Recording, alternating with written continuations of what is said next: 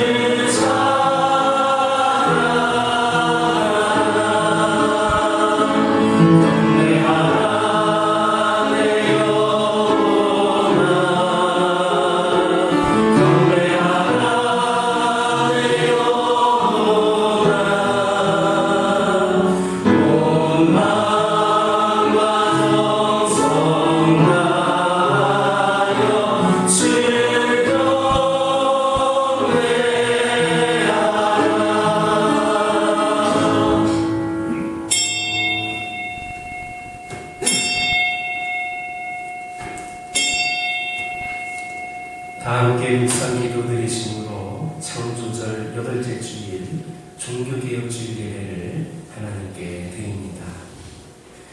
너희는 이 세대를 본받지 말고 오직 마음을 새롭게 함으로 변화를 받아 하나님의 선하시고 기뻐하시고 온전하신 뜻이 무엇인지 분별하도록 하라. 아멘. 두려움 없이 신앙을 개혁하라고 말씀하시는 하나님께서 세상에 교회를 세우시고 성도들에게 두려움 없이 신앙을 개혁하기를 바라신 줄 믿고 감사를 드립니다.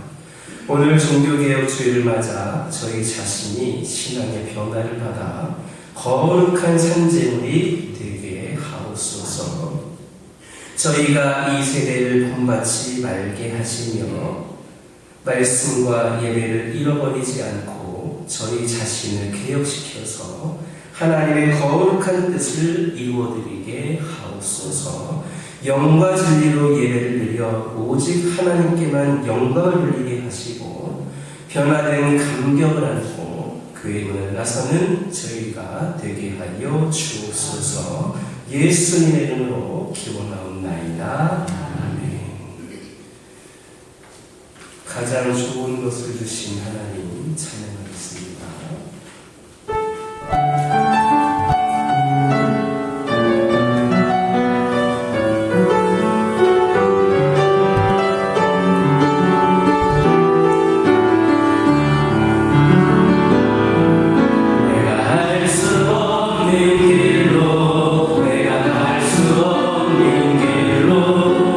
가장 좋은 길로 나를 도와주네.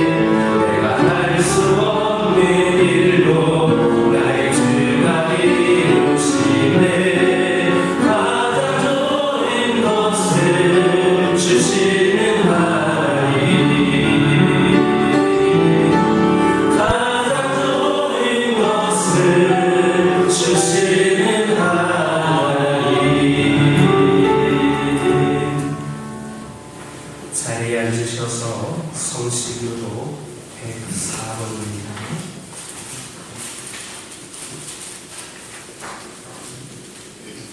성시교도 104번 종교개혁 주의입니다.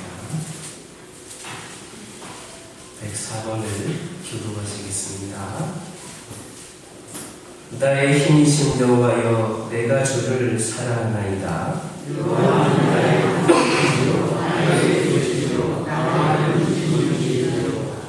나의 하나님이시여, 내가 그 안에 피할 나의 바위시요 나의 방패시요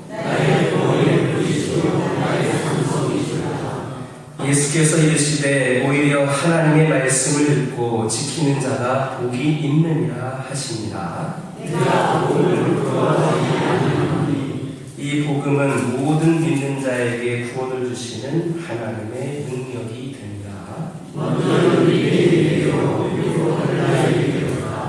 복음에는 하나님의 의가 나타나서 믿음으로 믿음에 이르게 하나니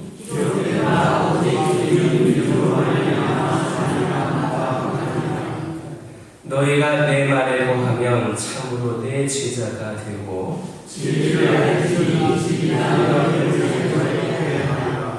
우리 주 예수 그리스도로 말미암아 우리에게 승리를 주시는 하나님께 감사하노니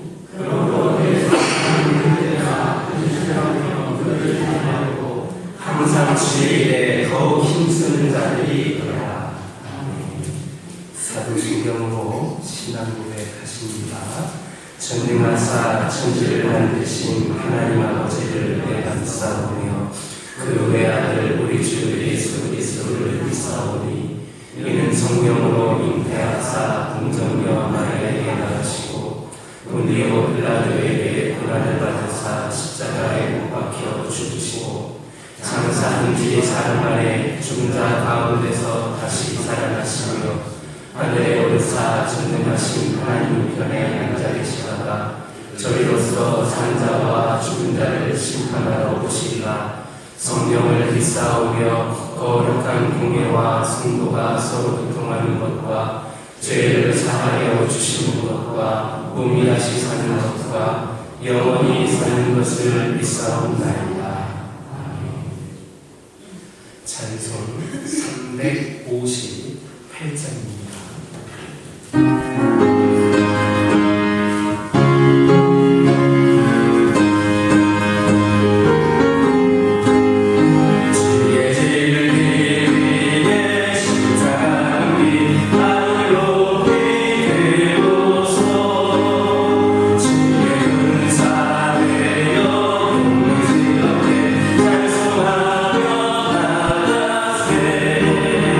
나가세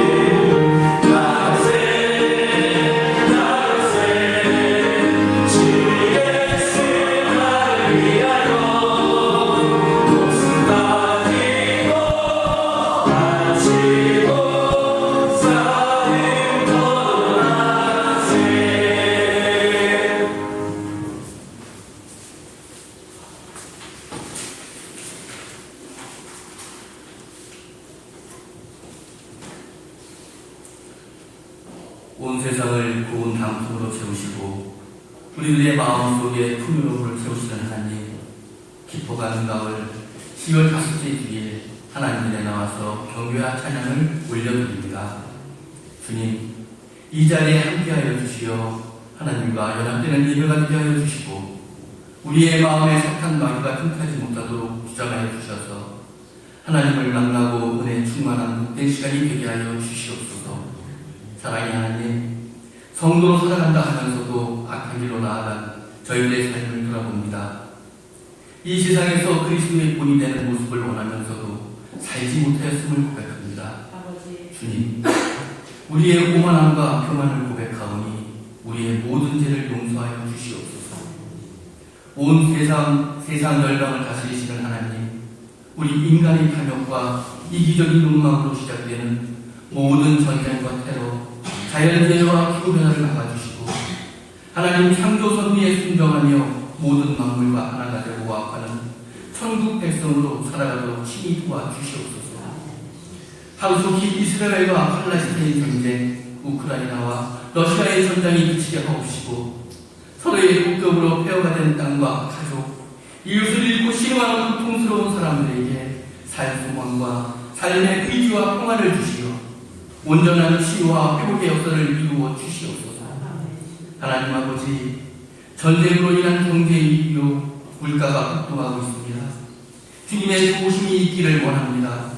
대통령과 여야 지도자들에게 지혜를 주시어 당리 강약과 사기사욕에 치우치지 아니하고 진정 백성들을 살아가는 바른 정치를 하여 부정과 부패는 사라지고 경제가 회복되며 사회, 문화, 외교, 교육의 모든 분야에서 상생과 화해, 하나님의 역사가 있게 하시옵소서. 주님, 육신의 질병과 궁핍함으로 힘들어하는 성도님들을 위하여 간절히 기도합니다. 이들이 간절히 기도하는 아픔의 신음소리에 귀를 기울이시고 응답하여 주시옵소서. 치유의 역사가 있게 하시고 물질의 궁핍함 속에서도 벗어나게 하시며 복을 주시길 원합니다. 주님, 이 시간 교회를 위하여 기도합니다.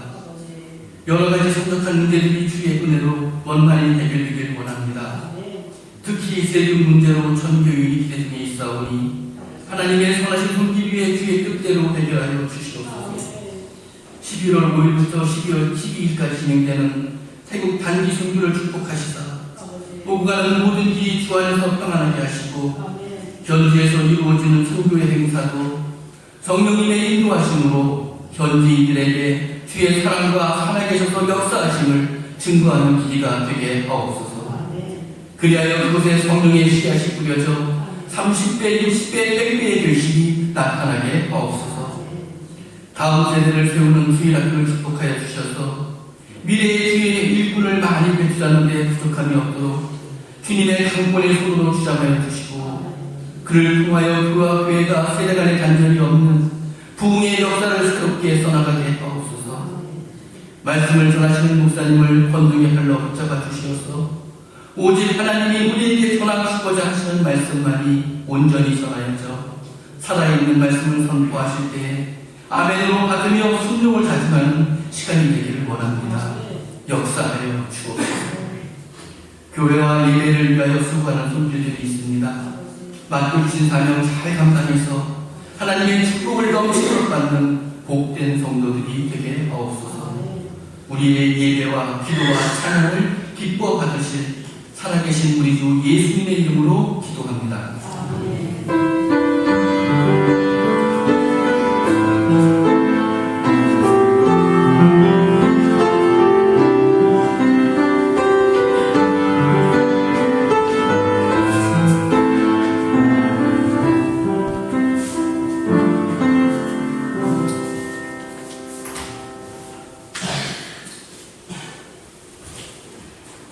하나님 말씀은 사도행전 17장 16절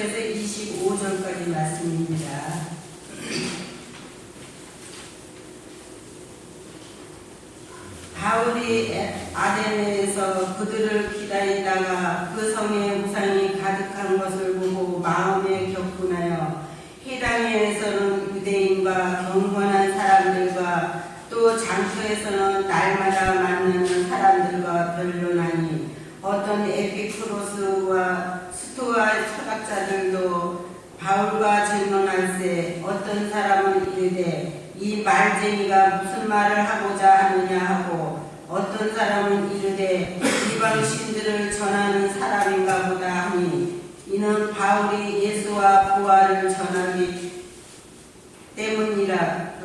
그를 붙들어 아레오파고로 가며 말하기를 네가 말하는 이 새로운 가르침이 무엇인지 우리가 알 수 있겠느냐. 네가 어떤 이상한 것을 우리 귀에 들려주니 그 무슨 뜻인지 알고자 하노라 하니 모든 아덴 사람과 거기서 나그네된 외국인들이 가장 새로운 것을 말하고 듣는 것 이외에는 달리 시간을 쓰지 않음이더라. 바울이 아레오바고 가운데 서서 말하되 아덴 사람들아 너희를 보니 범사에 종교심이 많도다. 내가 두고 다니면 너희가 위하는 것들을 보다가 알지 못하는 신에게라고 새긴 단도 보았으니 그런즉 너희가 알지 못하고 위하는 그것을 내가 너희에게 알게 하리라. 우주와 그 가운데 있는 만물을 지으신 하나님께서는 천지의 주제이시니 손으로 지은 전에 계시지 아니하시고 또 무엇이 부족한 것처럼 사람의 손으로 섬김을 받으시는 것이 아니니 이는 만민에게 생명과 호흡과 만물을 친히 주시는 이심이라. 아멘.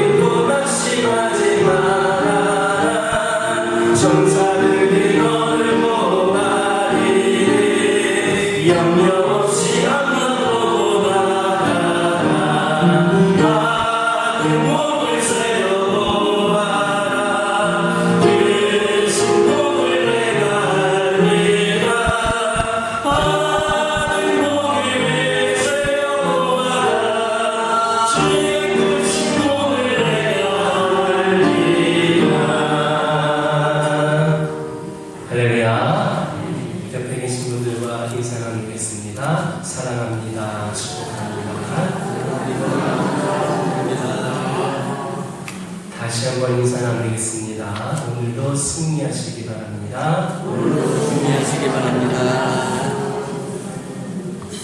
할렐루야. 여러분들은 괜찮으십니까? 요즘에는 독감이 코로나가 또 유행을 하기 시작을 했다고 합니다. 그래서 초등학교의 경우는 반 이상이 독감 환자들이 그렇게 생겨나고 있다고 하는데, 특별히 담임 목사로서는 우리 연세 드신 분들이 많은 성도들이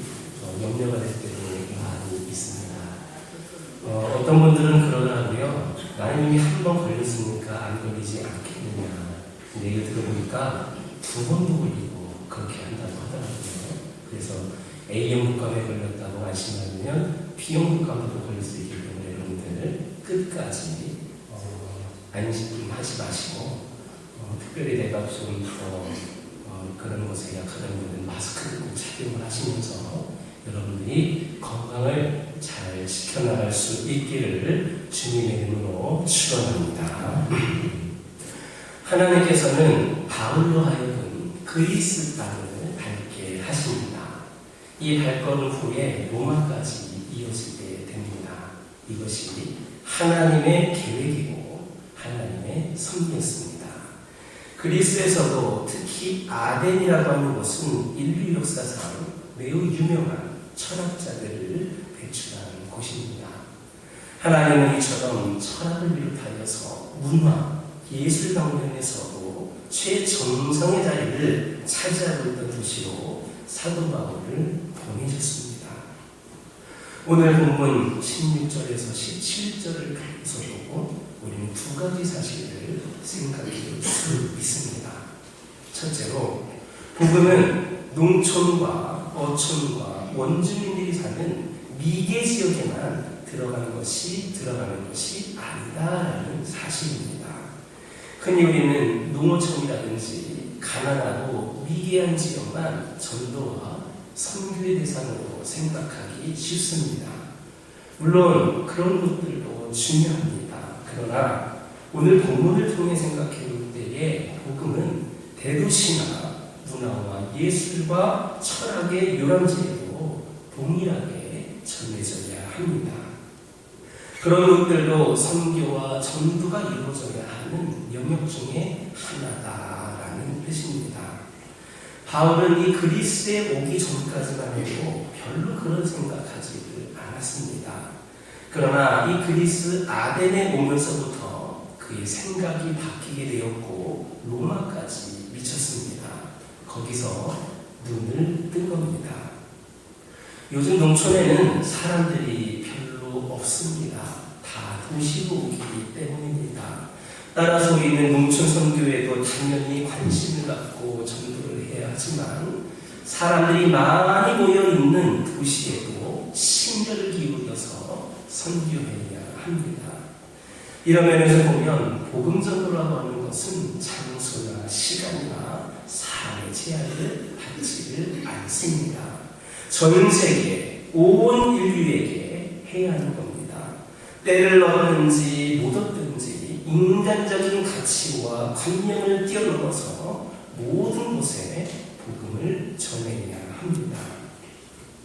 우리는 복음이 없는 곳으로 복음을 가지고 들어가기를 원하고 있습니다. 그러나 이와 동시에 이미 복음이 들어간 지역에서 전도하는 것도 아주 중요합니다. 왜냐하면 그런 곳들에서는 복음이 들어가서 다른 불순한 것들과 섞여버린 경우들이 있기 때문에 복음이 들어간다고 해서 끝나는 것이 아니라 거기에도 계속해서 전도하는 것이 중요합니다. 두 번째로 우리가 이 구절을 통해서 생각할 수 있는 또 한 가지 사실은 문화와 철학과 예술이 발달한 곳에는 우상과 미신이 많다라는 겁니다. 여러분, 질문을 하겠습니다. 과학이 발달하면 미신이 없어질 것 같습니까? 더 많아집니다. 예술이 고도로 발달하면 미신이나 우상이 없어지겠습니까? 그것도 아닙니다. 더 많아집니다. 최고의 지성, 최고의 지식, 미신과 통하는 데가 있습니다. 예를 들어서 유럽이라든지 미국 등을 봐도 그렇습니다. 선진국 중에 선진국이라고 말할 수 있는 그들의 물질 문명 속에는 많은 범죄와 도덕적 타락, 물질 숭배 사상, 뉴에이지 운동, 사탄 숭배 등이 꽉 들어차 있습니다. 이것은 역설 중에 역설입니다. 그런데 아덴이라고 하는 곳이 바로 그런 곳이었습니다. 사도 바울은 이 아덴이라고 하는 도시를 돌아보면서 아주 기막힌 광경을 보게 됩니다. 그것은 온 성에 우상이 가득한 겁니다. 아덴에는 발달된 철학과 문화와 예술도 있었지만 그 못지않게 그곳은 엄청난 우상과 미신이 뿌리내린 그러한 세계였습니다. 이것을 본 사도 바울의 반응은 두 가지였습니다. 첫째는 분노였습니다. 문화적 가치나 예술적 가치나 건축물에 대한 아름다움을 느끼기는커녕 굉장한 분노가 일었습니다. 이는 죄에 대한 분노요, 우상 숭배에 대한 분노요, 사탄에 대한 분노였습니다. 여러분에게 다시 한번 질문을 하겠습니다. 여러분들은 이러한 거룩한 분노를 느껴본 적이 있으십니까? 우리는 진짜 분노는 내지를 못하면서 쓸데없는 분노는 잘 내고 있습니다. 여러분, 마귀가 역사하는 것에 대해서, 마귀가 교활하게 나를 조종하는 것을 놓고 정말 품에서 가슴을 쳐본 일이 있으십니까? 바울이 살던 당시에 아덴이라고 하는 도시에는 25,000개에서 3만 개의 우상이 있었다고 합니다.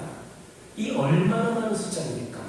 바울이 그런 우상을 보면서, 그들의 죄를 보면서 영적 분노를 느낀 겁니다. 왜 이 땅에는 죄가 없어지지 않는가? 그것은 죄를 보면서도, 사탄의 역사를 보면서도 우리가 분노하지 않기 때문입니다. 그런 것들을 보고서도 적당하게 과학 또는 문화의 한 현상 정도로만 그렇게 생각을 하고 넘어가기 때문입니다. 사탄은 얼마나 교활한지 모릅니다. 사탄은 우리의 그런 태도를 이용하여서, 악용을 하여서 자신의 목적을 성취합니다. 사탄에게 이러한 조금의 틈도 내주지 않는 우리 모두가 되기를 주님의 이름으로 축원합니다. 바울이 보인 두 번째 반응은 복음을 선포하는 것이었습니다. 그는 두 곳에서 복음을 선포합니다. 한 곳은 유대인의 회금입니다. 그리고 그는 그곳에서 유대인들과 경건한 지성인들을 상대로 복음을 변증합니다. 또 한 곳은 사람들이 아무렇게나 사는 시장입니다. 그는 그곳에서 만난 상인이나 대중들에게 복음을 변증했습니다. 그 당시에 이 아덴 사람들은 매우 철학적이었습니다. 특히 여러분들 들어보신 적이 있는지 모르겠지만 두 학파가 지배를 하고 있었습니다. 하나는 성경에 표현된 대로 에피쿠레오 학파, 즉 에피쿠로스 학파가 있었고, 또 하나는 성경에 표현된 대로 스도, 오늘날로 표현하면 스토아 학파, 이 두 학파가 그렇게 지배를 하고 있었습니다. 이 두 부류의 철학자들은 바울의 변론에 대해서 비상한 관심을 가졌습니다. 왜냐하면 이 바울이 하는 이야기가 그들에게는 매우 새로운 것이기 때문에, 그동안 들어본 적이 없는 새로운 것이기 때문에 관심을 갖기 시작합니다. 그들의 신관과 역사관으로 볼 때 이 바울의 얘기는 도대체 앞뒤가 안 맞는 이상한 얘기였습니다. 게다가 예수님이 하나님이고 또 하나님이 아들이기도 한 하나님의 아들이라는 사실도 이상한데 또 몸의 부활을 이야기합니다. 도저히 그들의 세계관으로는 이해할 수 없는 일이었습니다. 우리는 여기에서 또 한 가지 사실을 배울 수 있습니다. 그것은 복음은 세상의 철학과 종교와 견해를 달리한다는 겁니다. 세상의 많은 종교와 철학은 우리가 자기들과 비슷해지기를 원합니다. 그리고 그들은 이렇게 말합니다. 너희 종교에만 구원이 있다지 말고 다른 종교에도 구원이 있다는 것을 인정해달라. 그래야 서로가 좀 대화가 되고 비슷해지지 않느냐. 기독교는 휴머니즘이다. 기독교는 선을 행하는 종교다. 기독교는 사회 발전을 위해서 유익한 종교다. 이 정도 선에서 얘기를 하자는 겁니다. 이것이 세상의 철학과 세상 종교가 기독교에 요구하는 겁니다. 이렇게 기독교를 유도하고 기독교가 그렇게 되기를 강요합니다. 그런데 여러분, 우리는 분명 세상적으로 살지 않도록 주의해야 됩니다. 비슷해지지 않도록 주의해야 됩니다. 타협하지 않도록 주의해야 합니다. 세상과 우리는 엄연히 다릅니다. 같을 수가 없습니다. 사람의 철학과 종교와 방법에는 구원이 없습니다. 인간이라는 종교와 철학 속에 어찌 인간에 대한 구원이 있을 수가 있겠습니까? 구원은 하나님으로부터 오는 것이지 인간으로부터 오는 것이 아닙니다. 구원은 내가 잘해서 얻을 수 있는 것이 아닙니다.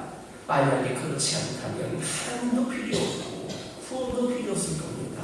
내가 구원할 수 있는데 그런 것들이 뭐가 필요하겠습니까? 이제 바울의 이야기를 듣던 사람들은 바울을 아레오마고로 데리고 갑니다. 그곳은 당시 재판과 입법을 주관했던 의회의 모임 장소의 성격을 가지고 있었습니다. 또한 그 당시 종교 도덕을 논쟁하는 곳이기도 했습니다. 바울을 이곳으로 데리고 온 겁니다. 그리고 바울에게 네가 주장하는 게 뭐냐라고 묻습니다. 아덴이라고 하는 곳이 그런 대도시 사람들이 가지고 있는 공통적인 특징이 있는데 그 중 하나는 특이한 것, 이상한 것에 대해 관심이 많다는 겁니다. 아덴 사람들은 특히 새로운 것에 관심이 많았습니다.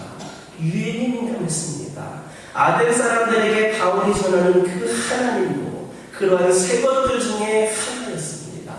유일하신 참 하나님이 아니라 새로운 귀신이 온 것 같으니까 한번 알아보자는 겁니다. 바울은 이 기회를 놓치지를 않았습니다. 아덴 사람들의 속성을 안 바울은 적극적으로 복음을 전합니다.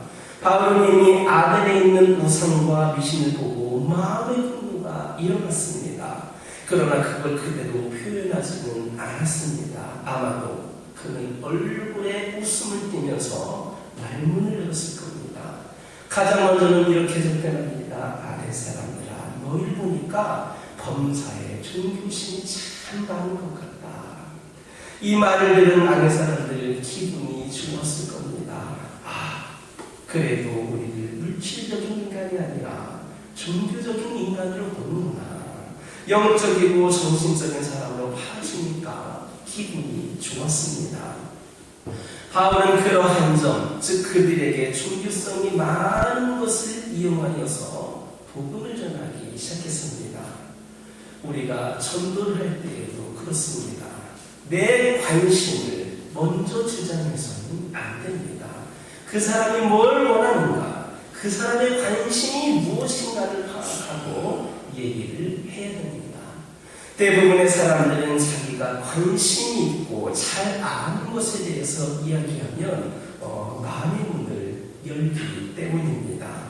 지금 바울은 종교성이 많다는 아덴 사람들의 특징을 잡아내고 그것을 시작으로 계속해서 이야기를 이끌어갔습니다. 사실 사도 바울은 앞에서 말씀드렸던 것처럼 그 많은 우상들을 보고 분노했습니다. 그런데 그것을 돌려서 이렇게 표현합니다. 내가 보니까 이곳에 25,000개에서 3만 개 정도의 신이 있는 것 같은데 얼마나 많은 신들이 있는지 이름을 짓다 지쳐서 아예 이름도 짓지 못하고 알지 못하는 신이라는 것을 보았습니다. 여러분들이 얼마나 종교성이 많기에 얼마나 신에 대한 생각이 많으면 이렇게 많은 신을 섬기겠습니까? 그럼 이제 여러분들이 알지 못하다고 하는 그 신을 오늘 내가 알게 해주겠습니다. 여러분들이 찾긴 찾는데 뭘 찾는지 모르고 있는 그 내용을 오늘 내가 가르쳐 주겠습니다. 이런 식으로 말해놓고 그 본격적으로 하나님에 대해서 말하기를 시작합니다. 사도 바울은 그들에게 맨 먼저 바른 신관부터 제시해 줄 필요를 느꼈습니다. 왜냐하면 그들은 워낙 다른 신관을 가지고 있었기 때문입니다. 바른 하나님에 대한 개념이 없이는 바른 인생관이 생길 수가 없기 때문에 바른 신관을 심어주는 것이 너무나도 필요했습니다. 그래서 바울은 5가지로 우리 하나님을 소개합니다. 첫째는 하나님은 우주 만물을 지으신 창조주시다. 즉 우리가 우주와 그 가운데 있는 만물을 지으신 분이다라는 겁니다. 하나님에 대한 신앙 고백은 다른 데서 시작하지 않습니다. 바로 여기서부터 시작됩니다. 하나님은 어떤 분이신가? 역사와 우주와 지구와 인간을 창조하신 창조주이시다. 이것이 신앙 고백의 출발입니다. 세상에 있는 많은 무신론자나 범신론자나 회의론자나 불가지론자들은 하나님을 인정하지 않습니다. 또한 그들은 하나님을 인정하지 않기 때문에 인간의 존재를 규명할 수 없습니다. 얼마나 많은 사람들이 하나님을 인정하지 않으려고 했는지 모릅니다. 그것은 마치 부모를 인정하지 않으려는 것과 다를 바 없는 모습입니다. 그런데 여러분, 아무리 부모를 인정하지 않으려 해도 부모는 부모인 걸 어떻게 하겠습니까? 인간이 하나님을 부인합니다. 그것은 마치 손바닥으로 하늘을 가리려고 하는 것과 같습니다. 여러분, 니체라고 하는 사람이 하나님은 죽었다, 신은 죽었다 했습니다. 그러나 니체가 그렇게 말했다고 해서 하나님을 죽으신 것은 아닙니다. 우리가 하나님 무시한다고 하나님이 무시를 당합니까? 우리가 하나님을 부인한다고 부인할 수 있습니까? 절대 그렇지 않습니다. 우리가 그렇게 하면 우리에게 주시는 복이 없어질 뿐임을 명심하시기를 주님의 이름으로 축원합니다. 두 번째로 하나님은 천지의 주제이시다 했습니다. 즉 인생과 우주와 역사를 창조하셨을 뿐만 아니라 그것을 주관하시고 섭리하시고 통치하시는 분이시다라는 겁니다. 사람들 중에는 신의 존재를 인정하기는 하는데 이런 생각을 하는 사람들이 있습니다. 신이 있기는 있는 것 같은데 그러면 그 신은 누가 만들었을까? 그리고 그 신의 신은 누가 만들었을까? 이런 문제를 가지고 끝없는 논쟁을 하는 겁니다. 그러다가 그렇게 생각하면 끝이 없습니까? 움직이지 않는 어떤 신이 하나 있는데 그가 모든 것을 만든 제일 근본된 것이다라고 가정을 하자라고 결론을 내립니다. 인간이 만든 철학이라고 하는 것이 바로 이런 겁니다. 그렇다면 과연 그런 존재를 창신이라고 할 수 있겠습니까? 그것은 단지 우리 인간이 만든 개념에 불과합니다. 그것은 인간이 철학적으로 유추하고 상상한 개념이지 하나님이 아닙니다. 만약에 인간이 하나님을 다 이해할 수 있다면 우리 인간이 하나님이지 하나님이 무슨 필요가 있겠습니까? 본질적으로 인간은 하나님을 다 이해할 수 없습니다. 하나님이 보여주신 만큼 알 수 있습니다. 여러분, 개가 어떻게 주인의 마음을 다 알겠습니까? 개는 밥 주고 쓰다듬어 주고 목욕시켜주는 정도의 범위 안에서는 주인을 알 겁니다. 개가 가진 지능의 수준에서만 주인을 아는 겁니다.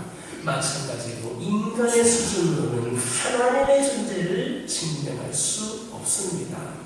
다시 말하건대 하나님은 창조자이실 뿐만 아니라 우주 만물을 주관하시는 분이십니다. 우리의 인생을 구경만 하거나 관광만 하는 분이 아니고 우리의 인생을 주관하시고 역사를 운행하시고 통치하시는 지배자이심을 믿으시기를 주님의 이름으로 축원합니다. 세 번째로 하나님은 손으로 지은 곳에 계시지 않는다는 겁니다. 이것은 우상과 아주 대조적인 특징입니다. 우상은 사람이 만들었습니다. 사람들은 그것을 신이라고 만들어 놓고 또 예술품이라고도 합니다. 인간이 만들어 놓고 하나님이라고 하는 겁니다. 인간이 얼마나 했었습니까? 그런데 가만히 보면 우리 주위에도 그런 사람 많습니다. 그러나 바울은 하나님은 인생이 아니시기 때문에 절대로 사람이 지은 물건에 사시는 분이 아니다라고 말합니다. 그러므로 여러분, 교회에 오실 때에도 착각하지 마시기 바랍니다. 하나님은 여기에만 계시고 저기는 안 계시고 그런 분 아닙니다. 하나님의 교회는 거룩하고 우리 집은 안 거룩하고 그렇게 생각하지 마시기를 바랍니다. 네 번째로 하나님은 무엇이 부족해서 사람의 손으로 섬김을 받는 분이 아니시다라고 소개를 합니다. 즉 하나님은 사람이 드리는 헌금이나 제물을 받아먹고 사시는 분이 아니십니다. 그러나 세상 사람들이 믿는 거짓 신들은 다 그렇게 합니다. 그래서 제사를 드리는 겁니다. 참된 예배는 이런 마음으로 드리는 우상에 대한 제사와 차이가 있습니다. 그런데 오늘날에는 교회들도 우상 숭배를 닮아가서 그렇게 예배를 드리는 사람들이 많습니다. 얼마나 잘못된 것인지 모릅니다. 그러므로 여러분 하나님께 동냥하듯이 예배드리지 않기를 주님의 이름으로 축원합니다. 어떤 분은 자신이 나서서 하나님을 도우려고 합니다. 이것은 오만한 생각입니다. 어떻게 인간이 하나님을 도울 수 있겠습니까? 우리가 교회에 다니는 것이 하나님을 도와주는 일인 것 같습니까?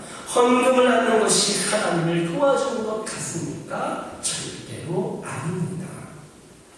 다섯 번째로 하나님은 모든 인류에게 생명과 호흡을 주는 분이시며 인간이 필요한 모든 것을 친히 공급해 주시는 분이시다고 소개를 합니다. 바울은 이렇게 다섯 가지로 하나님을 소개했습니다. 이 내용들은 생각해 볼수록 깊은 말입니다. 에피쿠로스나 스토아 철학에 젖어있던 사람들에게는 바울이 소개한 하나님이 아주 신비롭고 새로운 것이었습니다. 그렇다면 여러분들은 어떻습니까? 평소에 하나님을 이렇게 생각하고 믿었습니까? 하나님을 정말 살아계시고 우주를 창조하시고 다스리시고 보존하시는 분으로 믿었습니까? 그분은 우리를 사랑하셔서 독생자 예수 그리스도를 세상에 보내시고 그로 말미암아 그로 하여금 우리의 죄를 대신해 죽게 하신 사랑의 하나님, 행동하시는 하나님, 긍휼이 끝없으신 그러한 하나님이십니다. 그분은 모든 사람들이 구원받기를 원하시고 우리에게 성령을 보내주시고 이 세상에서 우리가 승리하는 삶을 살도록 하셨습니다. 그리고 지금도 우리를 통치하시고 역사하십니다. 여러분은 하나님이 그런 분이심을 믿고 있습니까? 하나님을 그저 아는 데에 그치지 마시기 바랍니다. 하나님은 우리의 기도의 대상일 뿐 아니라 믿음의 대상일 뿐 아니라 우리의 사랑의 대상이요 체험의 대상이요 관계의 대상입니다. 살아 역사하시는 창조주 하나님, 나에게 생명과 호흡과 독생자 예수 그리스도까지 아낌없이 모든 것을 주셨던 하나님을 지금 믿음 속에서 삶 속에서 경험하는 저와 여러분 되기를 주님의 이름으로 축원합니다. 기도합니다. 주님의 이름을 찬양합니다. 영광을 받아 주옵소서. 살아계신 하나님의 그 임재가 능력이 거룩함이 오늘 우리 성도들의 마음속에 믿음 속에 생활 속에 임재하여 주옵소서. 예수님의 이름으로 기도드립니다. 봉헌 찬송 540장입니다.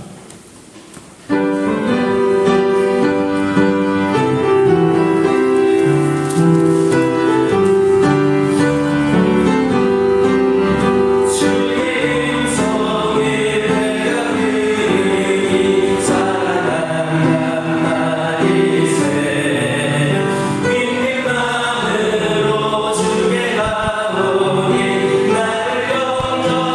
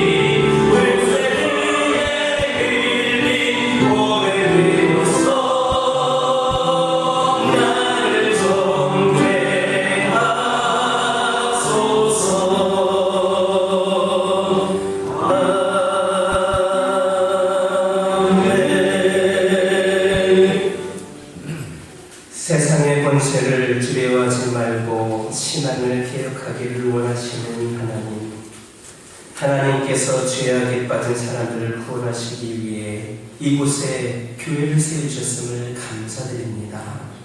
이 시간 하나님 앞에 저희의 정성을 담아 예물을 드리오니 기쁘게 받아 주옵소서. 믿음이 씨앗으로 주일 예물, 11조 예물, 감사 예물, 선교 예물, 구제 예물을 각자의 형편과 처지에 따라 전하는 마음으로 드리오니 흥양하여 주옵소서. 오늘 드려지는 예물로 주님 몸된 교회가 든든히 세워지고 흥하여 땅끝까지 복음을 전하는 씨앗들이 되게 하옵소서. 이 예물들이 주님의 일들을 위해 쓰임받는 귀중한 물질이 되게 하옵소서. 하나님께 드리는 성도의 헌금이 적지만 정성을 다하여 드리는 예물들로 하나님께서 더 큰 은혜를 내리어 주옵소서. 오직 구원받은 성도들의 감격으로 감사함과 믿음으로 드려지는 것이 되게 하옵소서. 세상에서도 하나님의 영광을 드러내는 삶이 되게 하옵소서. 하나님께서 예물을 기쁘게 받아주실 줄 믿습니다. 저희가 드린 헌금이 세상에서 30배, 60배, 100배로 돌실하여 하나님의 사업에 동참하게 하옵소서. 내세에서 영생으로 갚아주실 하나님의 약속을 믿고 의지하오며 예수님의 이름으로 축복하며 기도드립니다. 오늘 예배 후에는 미리 공지한 대로 2023 사랑의 김장나눔의 시간이 됩니다. 우리 모두 함께하는 사랑과 나눔의 장에 여러분들 참여해 주시기를 바랍니다. 특별히 남신도 회원분들도 적극적으로 참여하여 주시고, 단 여러분들에게 좀 조심스럽게 당부를 드리는 것은 혹 독감 의심 증세가 있으신 분들은 혹시 또 다른 여러 가지 어려움이 있을 수 있으니까 양심적으로 여러분들 참여를 좀 자제해 주셨으면 좋겠습니다. 그래서 은혜롭게 사랑의 김장나눔 행사가 진행되었으면 좋겠고, 또 담임 목사가 이런 강의를 했다고 아주 조금 뭔가 이렇게 좀 불편하다고 도망가는 분들은 하나도 없으셨으면 좋겠습니다. 여러분들 은혜롭게 마실 수 있도록 모두 함께 해주시기 바랍니다. 세례 신청 받습니다. 오늘까지 이집의 신청서를 작성하여서 신청해 주시기 바랍니다. 그래야 원활하게 일정에 맞게끔 세례 교육을 진행할 수가 있습니다. 월사 기도회가 10일 오전 5시에 있습니다.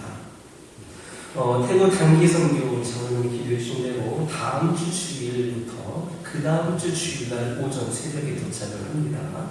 기도를 참고하여서 중보 기도하여 주시고 혹 별도로 후원을 하거나 참조하실 분들은 다음 주 주일 오전까지 가능하니까 참고해 주시기를 바랍니다. 선교팀은 교회 집결을 다음 주 주일 점심시간 바로 출발을 합니다. 1시에 집결을 합니다. 여러분이 그렇게 하셨으면 좋겠고, 선교팀에 가니까 오후 예배를 안 드리는 건 아닌가. 오후 2시에 우리 김봉희 전사님이 설교를 하고 전단희 전사님이 예배를 찬양을 해서 오후 예배는 2시에 정상적으로 드립니다. 여러분들 모두가 오후 예배도 잘 들어주시길 바랍니다. 모임 안내 및 교육청 모든 것은 주보를 참고해 주시기를 바랍니다. 옆에 계신 분들과 인사 나누겠습니다. 건강하시기 바랍니다. 다시 한번 인사 나누겠습니다. 행복하시기 바랍니다. 행복하시기 바랍니다. 다 같이 일어서셔서 주기도성으로 하나님께 영광을 드립니다.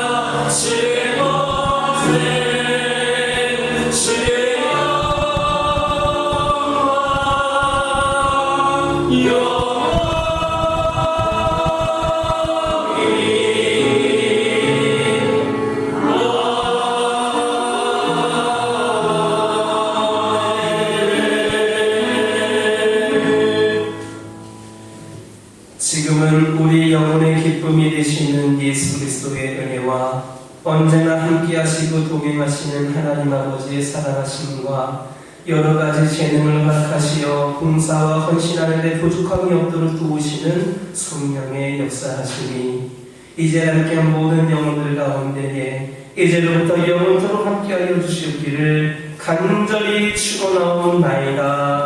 아멘.